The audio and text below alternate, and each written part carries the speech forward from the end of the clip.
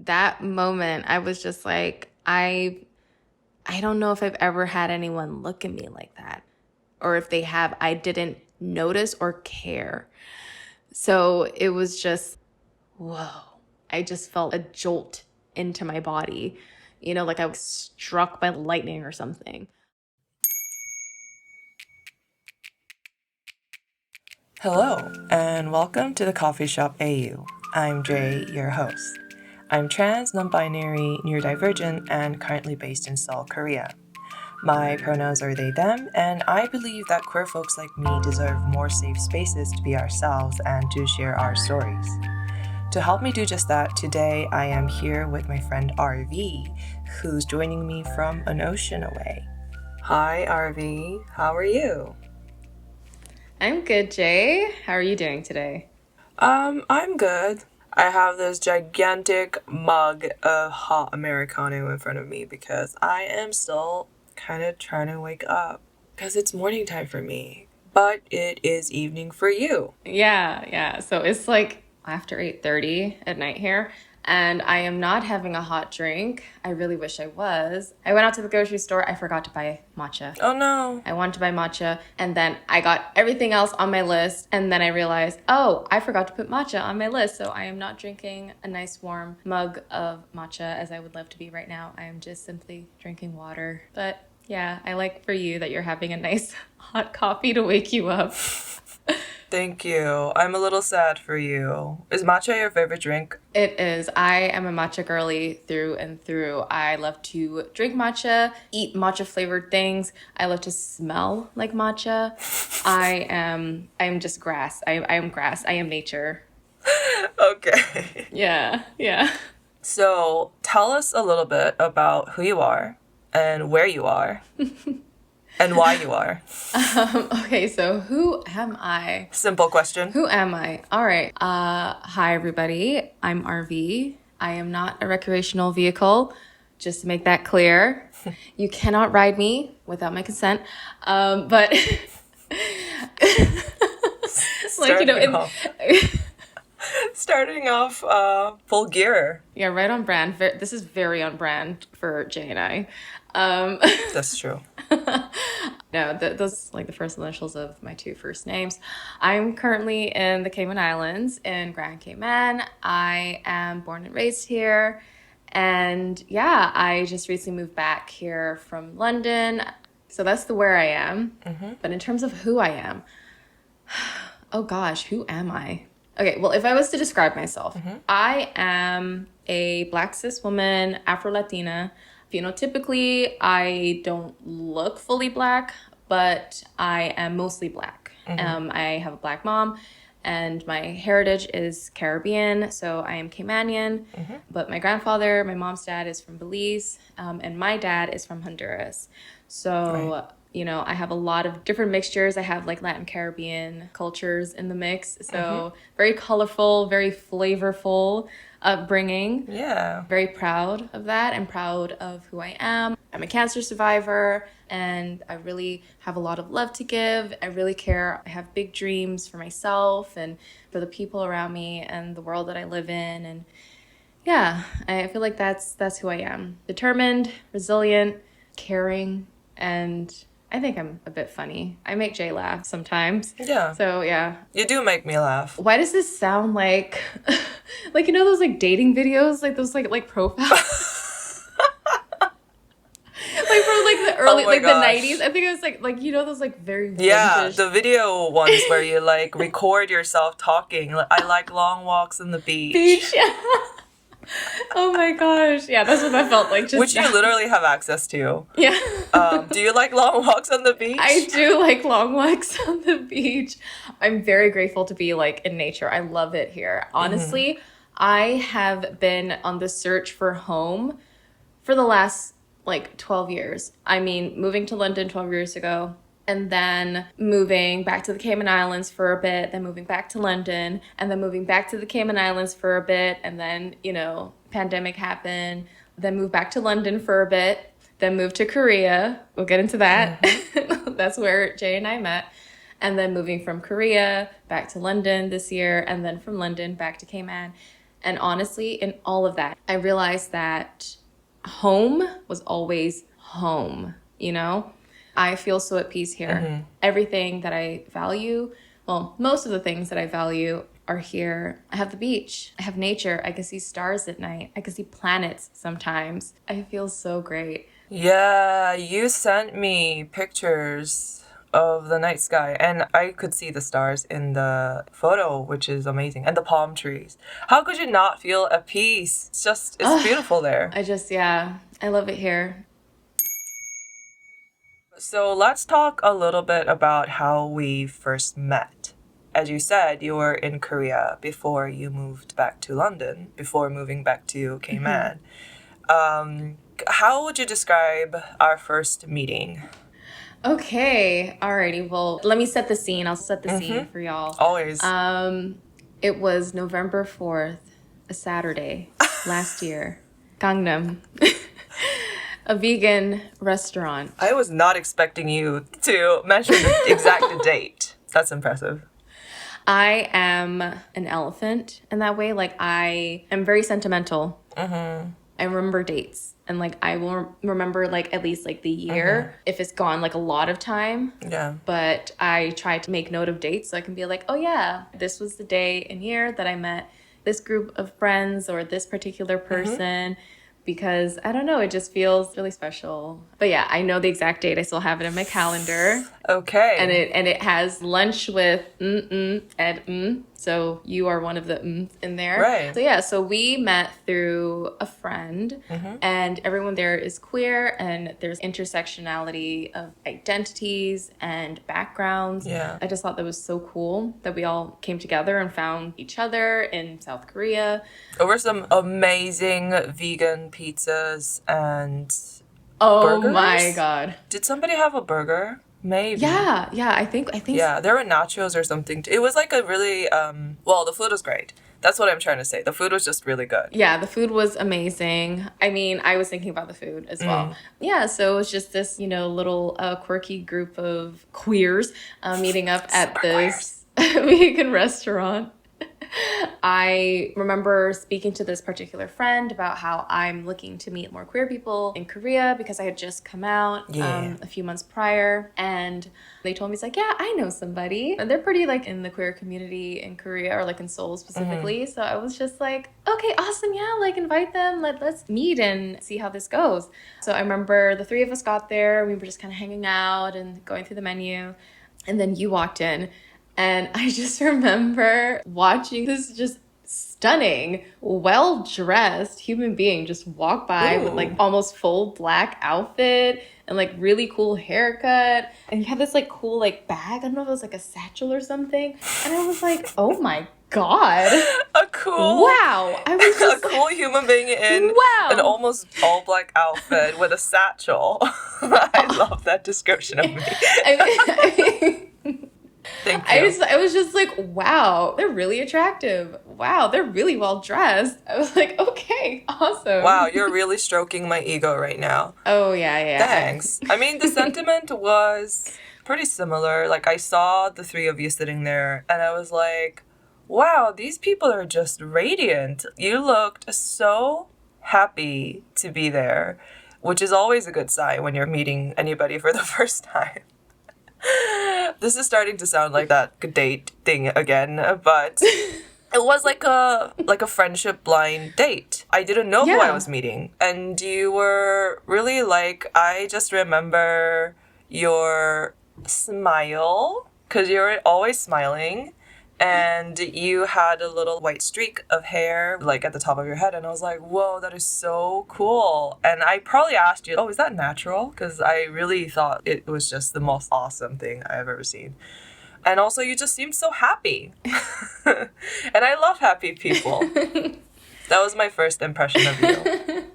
Yeah. I think people have heard of this comparison of black cat energy and golden retriever energy. Yeah. When you walked in, I was like, oh, this person has black cat energy. I agree and then with that, yeah. I'm here with my golden retriever energy that's just, this is like literally like jumping in my seat. So happy to meet a new person. That's pretty accurate. I told you before that after I got to know you a little bit, we went for drinks with another friend of mine, and either he said it to me or I said it to him. I don't remember which, but we basically were like, her personality is a Labrador made out of sunshine. And so you're somebody that makes people feel very comfortable and happy to be around you. And you're so generous with yourself as well. So I really wanted to do this episode with you. I'm really happy. Thank you for being here. Yeah, I'm happy to do this. Yeah, I'm going to thank you again at the end. Spoiler alert, but... I know. Yeah. It's not the end of the podcast, y'all. It's not the end of the podcast. As you mentioned earlier, you had been out for not too long when we met. So let's get into that. Yeah, let's go. Let's go. How do you identify now? I am a lesbian. I feel like I knew I was queer from the time I was about 7. I had a pretty intense friendship with my first friend at a new school. She was also my first kiss. We used to play house under the jungle gym, and we would switch roles, and it was just like, this feels right. This feels natural. I didn't question anything. Nothing about it felt wrong. It felt more comfortable to me than the idea of playing pretend in that way with boys. A couple years later, I came out as bi at 13. When I started to explore my sexuality in that way, I had a situationship with a friend, with a girl. That didn't end too well. But, you live and you learn. And then I came out as lesbian the first time when I was 18. Plot twist. When I came out last year as lesbian, that was not the first time I came out as lesbian. I actually came out as lesbian when I was 18. But at that point in time, I just did not feel safe. I was going through a really, really tough time. Like I said, I mentioned before, I'm a cancer survivor. So at that point in time, I had a recurrence and had to undergo chemotherapy again. So I didn't feel safe. I didn't feel in a good headspace to really embrace that part of myself.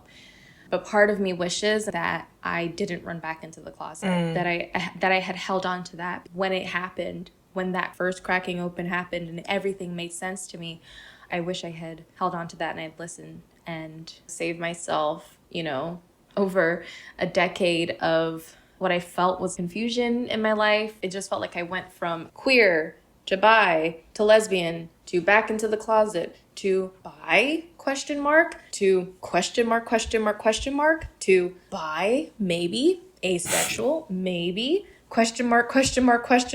to pause, just blank. The entire pandemic I was like, nothing. I'm getting nothing. To lesbian. That was my pipeline.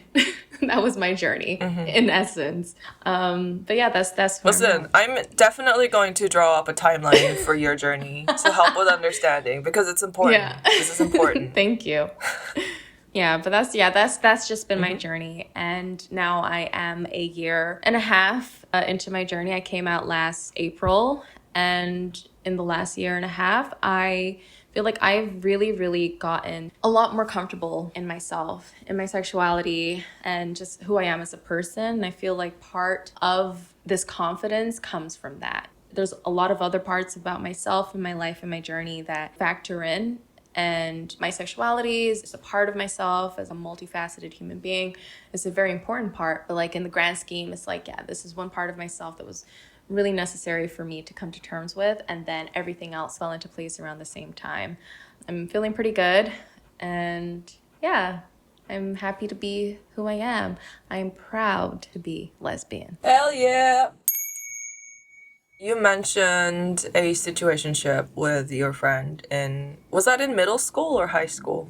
That was so I went to a school that had the UK system. I was in secondary school, so middle and high school, yeah. Do you think that experience helped or hindered your journey of coming to embrace your lesbian self? No, I feel like it did play a part in me getting closer to that conclusion, a few years later. At that point in time, I also met my first boyfriend and went on my very first date, had my first kiss with a guy. The universe is a weird place. Yeah. Yeah, and I was just like, It's not giving. It's not giving what it's supposed to Yeah. give. I wonder why. So I wonder why. Wonder what that was all about. Gosh, looking at my romantic history, yeesh, makes sense now. I think that that was actually such a valuable experience. Like I said, it didn't end well. I just was not feeling it with my boyfriend, and I broke things off with him like a month in. But she also had a boyfriend at the time, and they were kind of doing an open thing. It's pretty And progressive for the time, right, I feel. right, yeah. At that point in time, I didn't really care. I was just kind of feeling things out. But I felt so much more heartbroken when she kind of clung to her boyfriend more. Right. And like I asked her to my prom because I heard the rumors they had broken up. And she was like, actually, she's going to prom with her boyfriend. They got back together. And I was like shattered. It was just, Boo! oh my gosh, yeah, that hurt. And then that was it. We just kind of stopped messing about. I was like, okay, yeah, she's back with him. She's not going to leave this guy. She's not going to choose me. I'm gonna just go crawl into my little hole and lick my wounds and just keep it pushing. But yeah, I'm so grateful. Like, I'm so grateful for that experience. I'm so grateful for her. I got to learn this part of myself. So I knew for a fact I was attracted to women and non-men. And I was just like, yeah, this is definitely a very real part of myself. It was just coming to terms with the fact that I didn't like men, that I wasn't really like attracted to men emotionally, romantically, or sexually. I just had a aesthetic attraction to them because that's heteronormativity. I was attracted to masculinity, not men.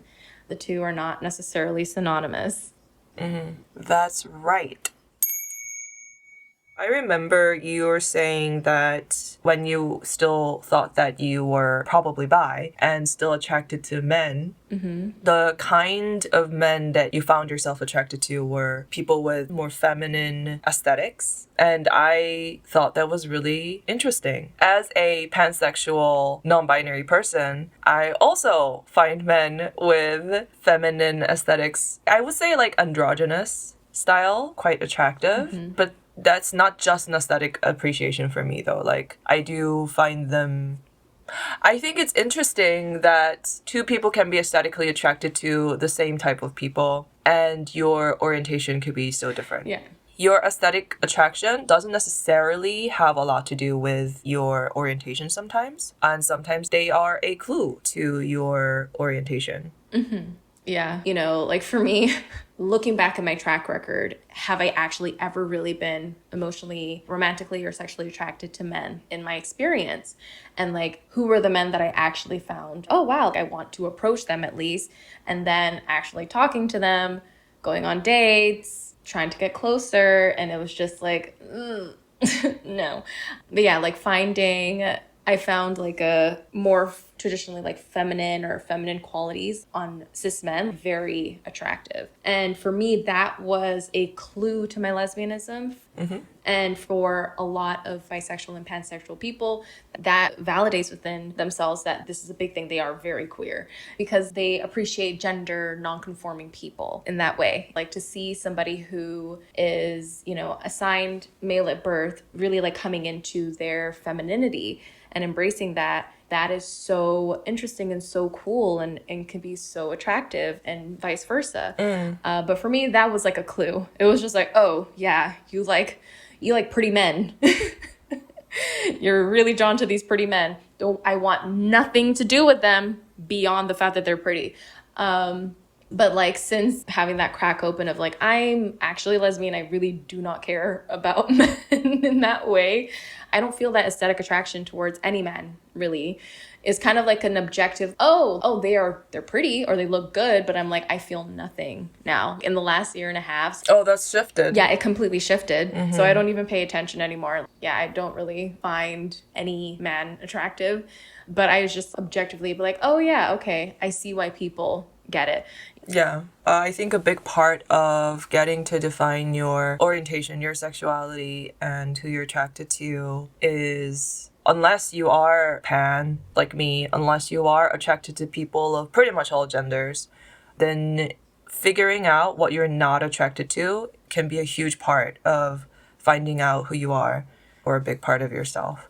So I love that every time we speak about attraction, you're like, I like women and non-men. Period. Yeah. That's a very clear boundary, and I think that's great. Yeah. Yeah. And I will not elaborate. Yeah. Women and non-men. Yeah.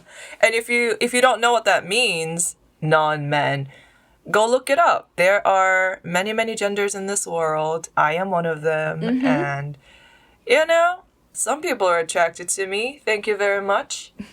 So, yeah, I love it when people are pretty clear and concise about what they're attracted to.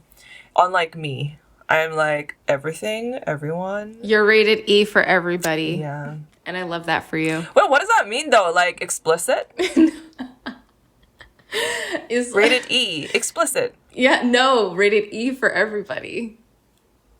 Oh, rated E for everybody. Okay, I just got that. Yeah, and I love that for you. I love that for you. Shout out to my pansexual baddies. Much love to you. Oh my gosh, seriously. It's actually kind of surprising how few pansexual people I know in real life. I know like 2. I've met a lot more other queer people with different orientations. But with the 2 pansexual people I've met, we all had shared in this frustration that whenever you say, I'm pansexual, everybody just assumes that you're willing to hook up with anybody. And it's actually kind of the opposite because there's no limitation in, you know, the anatomy, gender identity, gender expression.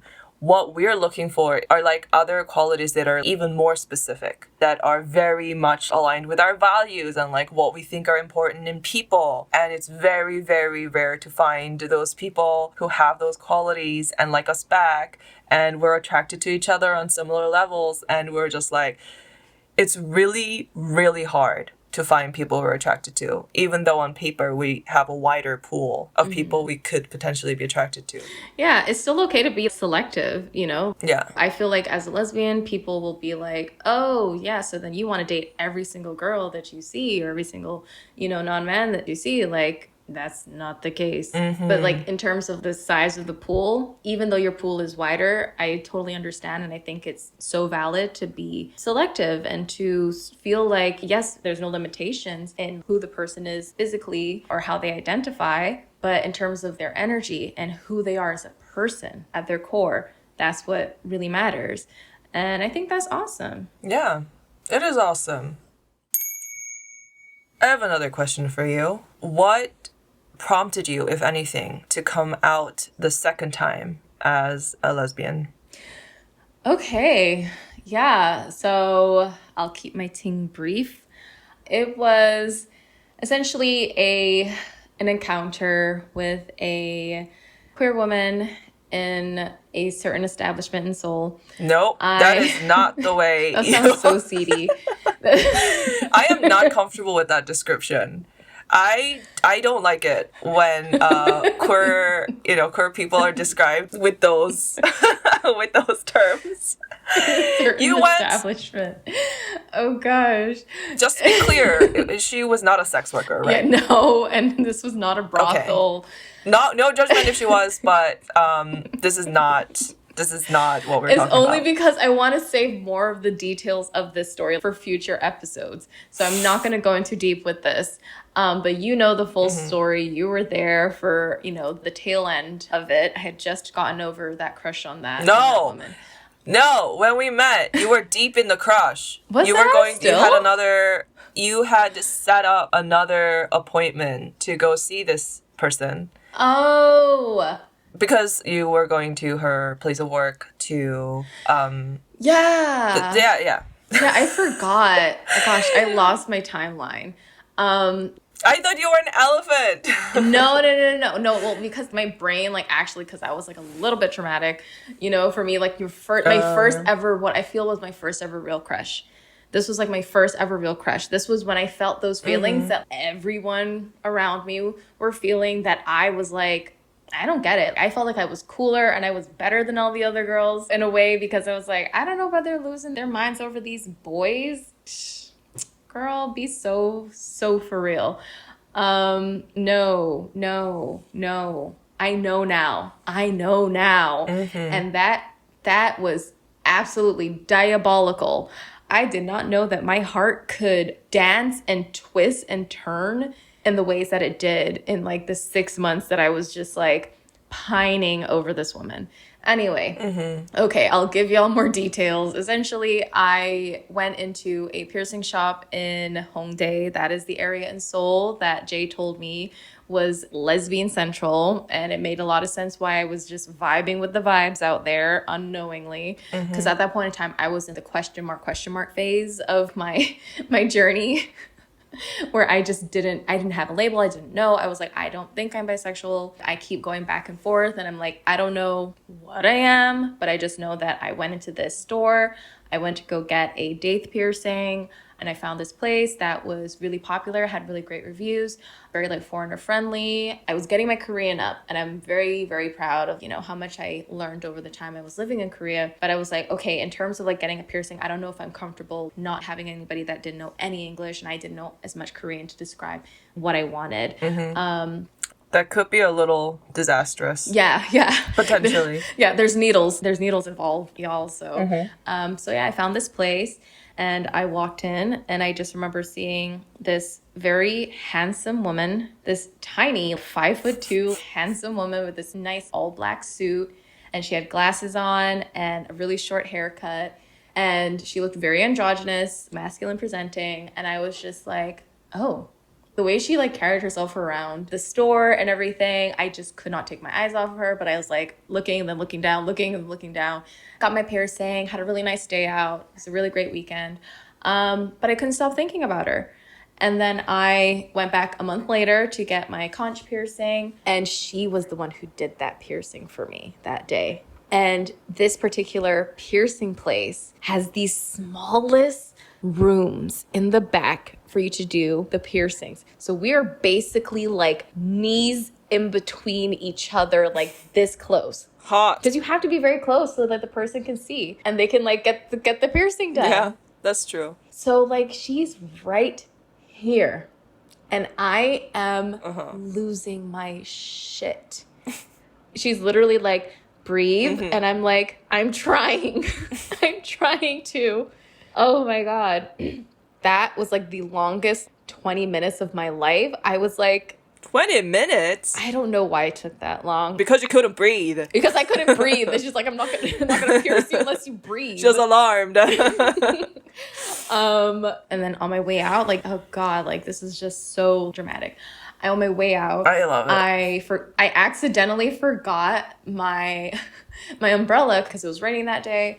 I just remember this person tapping on my shoulder and I turn around and it's her and we lock eyes and she's like, you forgot your umbrella. And I was like, oh, thank you. So I grabbed it from her and like we were wearing masks so we can see each other. So like I smize. So like I smiled. You do smize. Yeah, you could see that I was like smiling with my eyes. And she kind of like just cocked her head a little bit at me and like looked at me, looked back a bit. And that moment I was just like, I don't know if I've ever had anyone look at me like that. Or if they have, I didn't notice or care.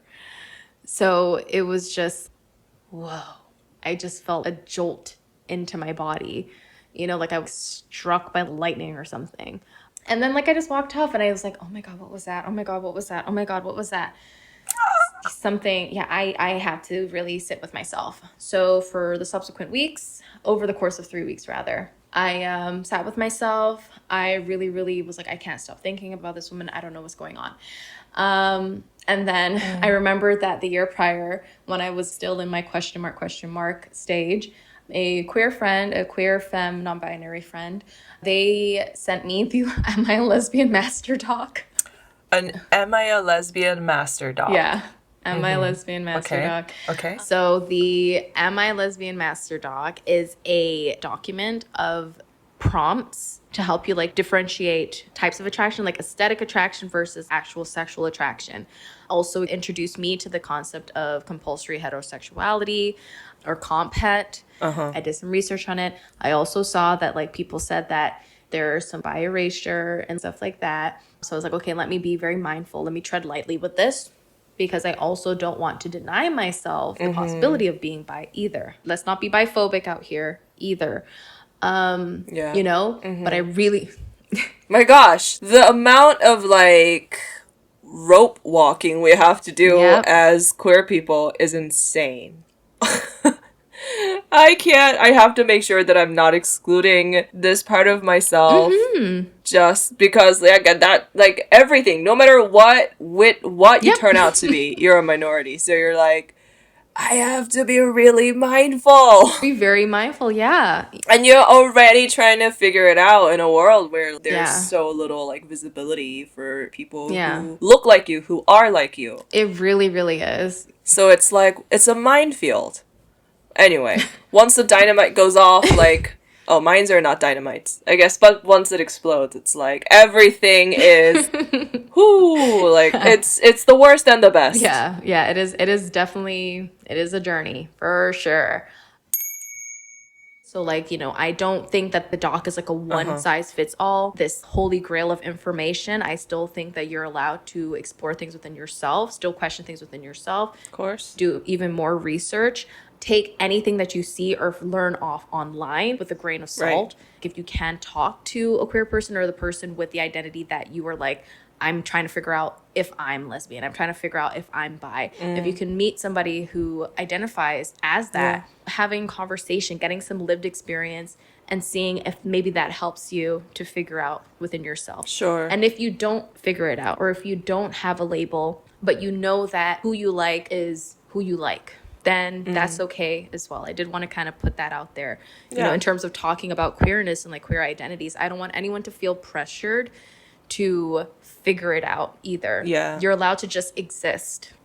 That is really true. But for those of you who do want to have that process of, yeah, maybe I need this compiled document, list of questions or prompts to help me mentally go through my own experiences. Yeah. You can find this document online. Yes. You just type in Lesbian Masterdoc. Yeah, am I a lesbian Masterdoc? I still got the PDF that I used. Am I a lesbian? To go through.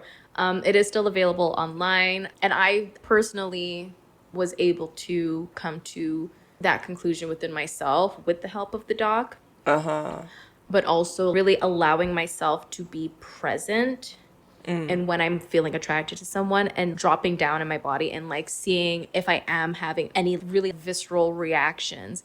And it wasn't until I paid attention to my attraction to men in the past versus my attraction to women and non-men, I was like, oh, this is like a whole body thing. I have never felt so alive. I've never felt so present in my body, in myself, and in my mind. I felt like a haze just came off of my eyes. And that was when I knew. Because I was like, this feels different.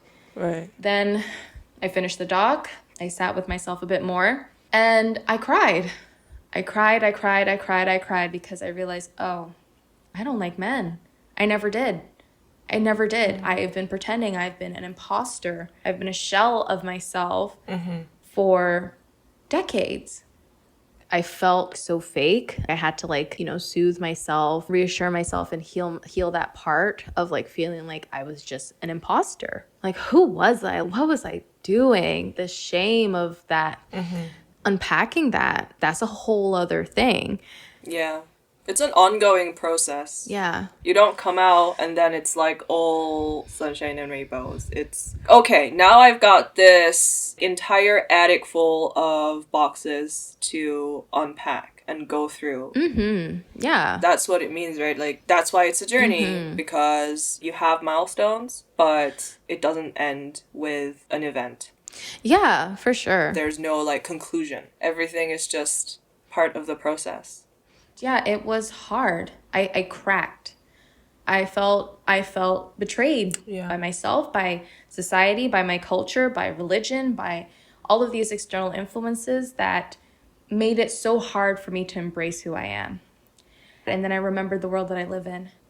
I am an outlier. I'm not attracted to men at all. And I live in a cis heteronormative, patriarchal, male-centered world. Awesome. I felt like I lost relatability to my friends, to family. I felt like I was disappointing my family. I felt like I was disappointing myself, and immediately felt like an outsider. And I just crawled into a ball and I just cried the entire night. So my first night realizing that I'm lesbian was not fun. It was not great. And then after crying a bit, I called my mom in London. I was like, I have something to tell you. Like, I was so scared, but I was like, I have to be open. I have to be honest. And I need support. We had gotten to like a really good place in our relationship, and I felt like I could trust her with this, and that I could trust that she would be supportive. Subconsciously, I feel like I knew that's why I felt comfortable calling her. And so said, so done. She was like, you're still my child, you're still my daughter, I still love you, and I support you no matter what. And I bawled and bawled and bawled, and then I called my aunt and told her the same, and then she said the same, and then we hopped on a 3-way call, and it was just like, I immediately started to feel a bit better. But I was just like, oh, I know this is very rare. So I'm so grateful. I'm so thankful. I do not take this for granted at all. But yeah, but like the subsequent weeks and months, and, you know, like I felt so confident now moving forward. Like, oh, yes, yeah, okay. Yeah, this is great. Like now I'm like, okay, I know who I am. I have support. I told my friends, they were all supportive. And yeah, I called my grandpa, and like I let him know, and like we're Catholic, so like, you know, but he was just like, hey, you're still my child, you're still the child of God, and like he did that whole spiel.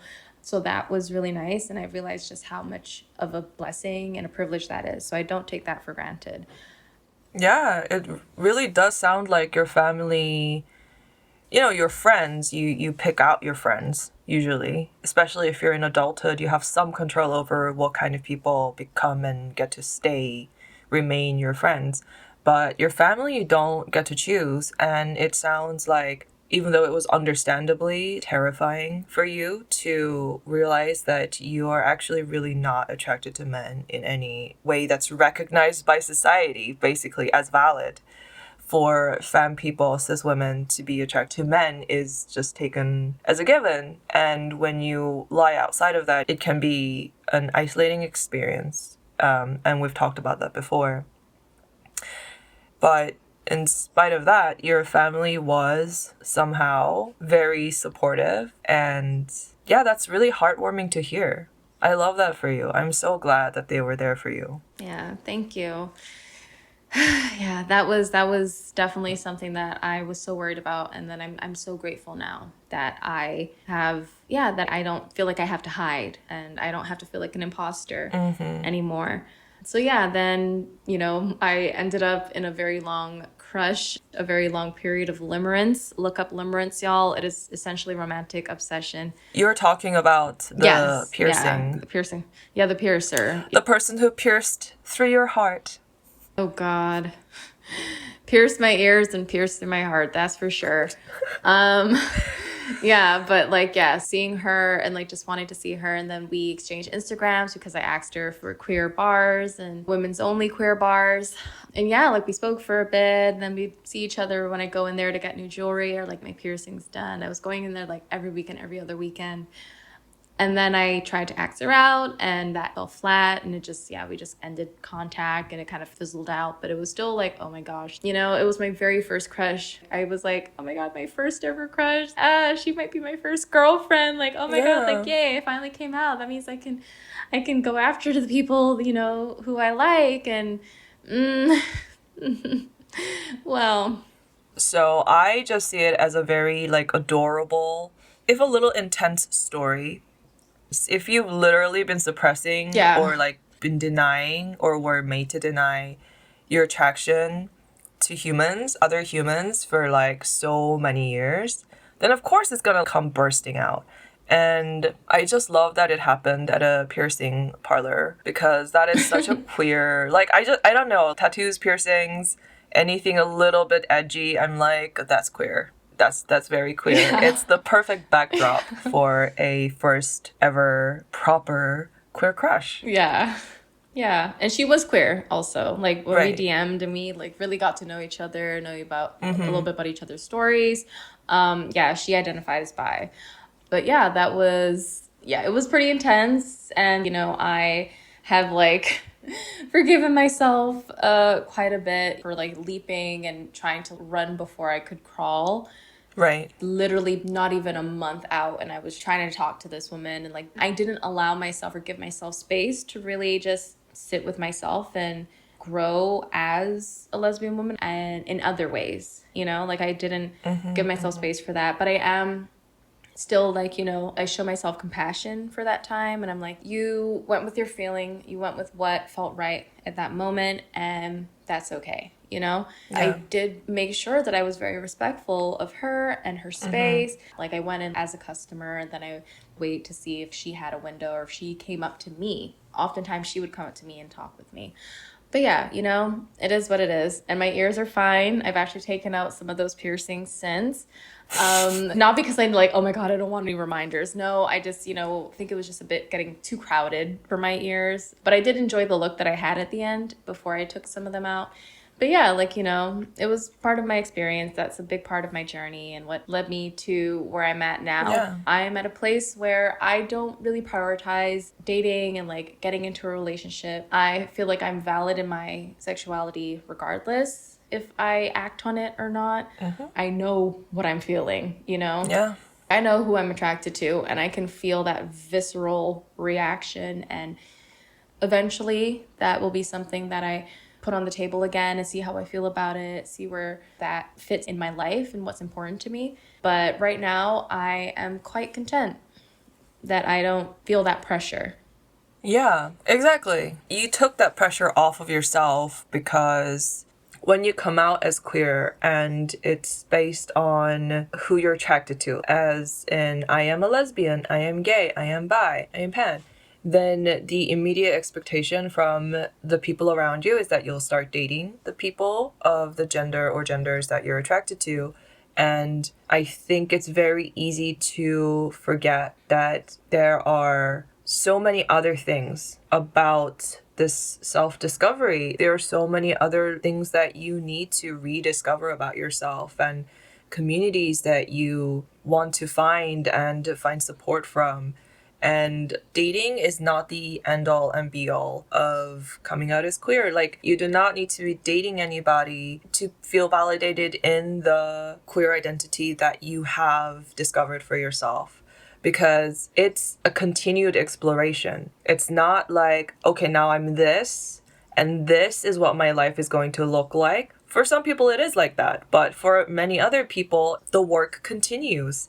And you are going to find out different aspects of yourself. And that's what's beautiful about really embracing your identity as a queer person, because it means you don't have to follow all the rules that you were made to grow up with. And dating is a choice, not something that is compulsory for everybody.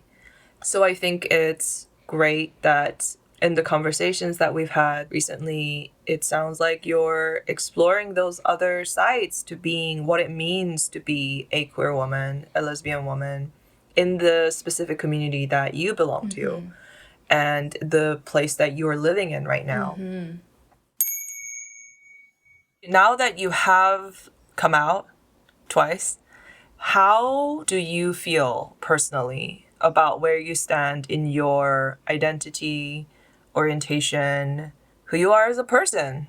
Is there a big difference before you came out and now? Yeah. What do you think? Yeah, a huge difference. I feel like the last year and a half has felt like 3 years.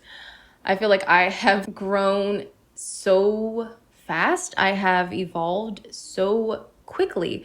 And I know part of that is from previous work that I've done within myself, internal work that I've done, to be able to have these realizations and come to certain awarenesses within myself a lot quicker. But like in terms of how I'm feeling right now, I feel really great. I feel so good. I feel so confident. I feel bolder. I feel more grounded. I feel unstoppable. Yeah. I'm at a really good place in my life overall. Personally, professionally, I just feel so good, and I feel so blessed. And touch wood, I'm gonna tap right now. You know, it stays that way. And like, even when things knock me back, I feel like I'm able to bounce back and come back 10 times stronger. Since within this journey, within the last year and a half, and especially in the last few months. And then, yeah, like our recent conversation, like different things, I was just like, I feel so good. That was so good to just really release certain pressure off of myself as a lesbian woman, as a queer woman.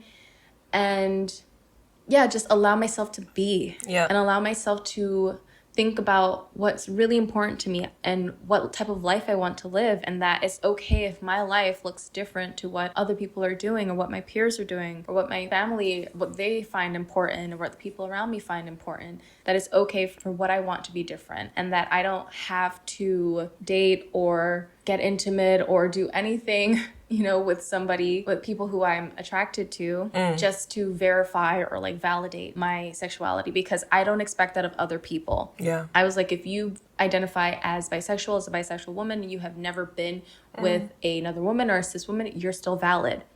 If you are openly pansexual and you have never dated or gone intimate with anybody, you're still valid. I just feel like the message here that I want to leave is that you're still valid.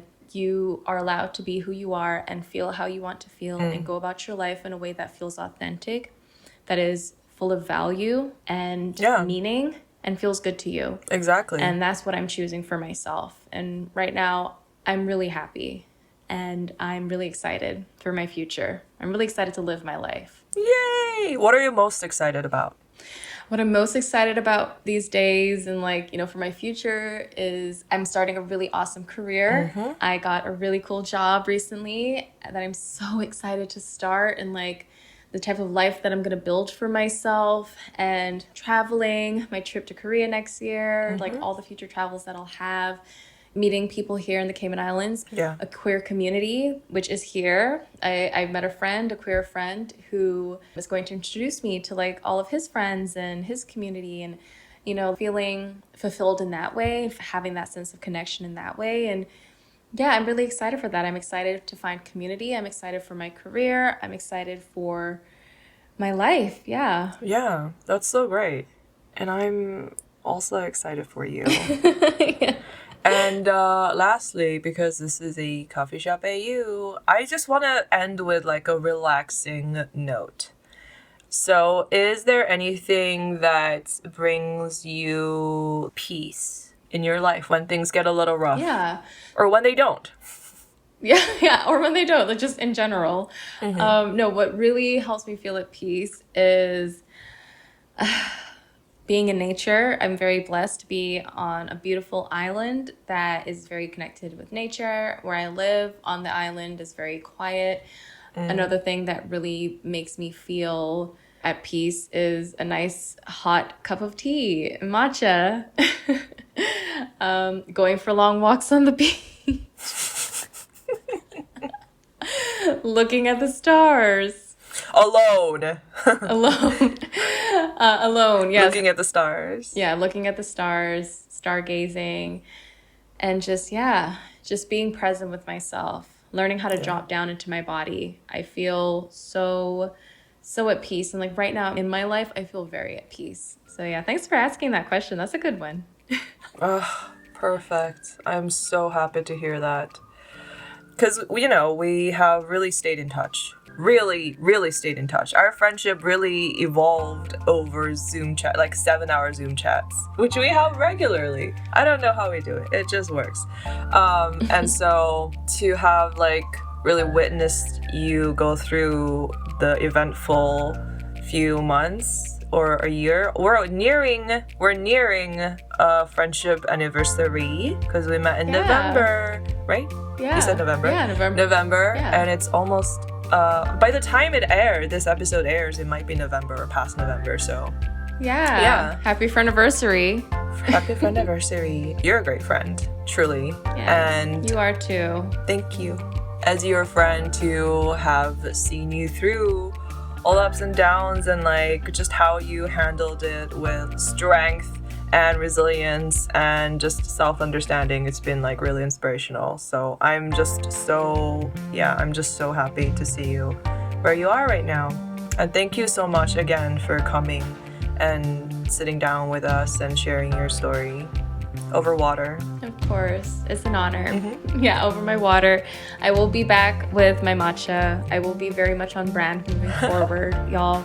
But yeah, this is awesome. Thank you so much for having me on, Jay. I hope everyone enjoyed listening. And yeah, like always remember, you are valid, you are loved, you deserve to be celebrated, you deserve to feel good and to live a good life. Mm-hmm. And if you didn't hear from anybody else today, then I'm going to tell you that. So yeah. Aww, that's lovely. Are you going to start a self-affirmation channel on YouTube? If I do, then I'll link y'all to it. Yeah. But, I mean, yeah. Let's see how everyone feels after that. Yeah, this is your general vibe though. This is who you are as a person. You're always affirming everybody around you and yourself. And yeah, what a great note to end on. I hope to see you soon. And thank you everyone for listening. Have a great day or night, depending on where you are. Have a great one. Bye. Bye.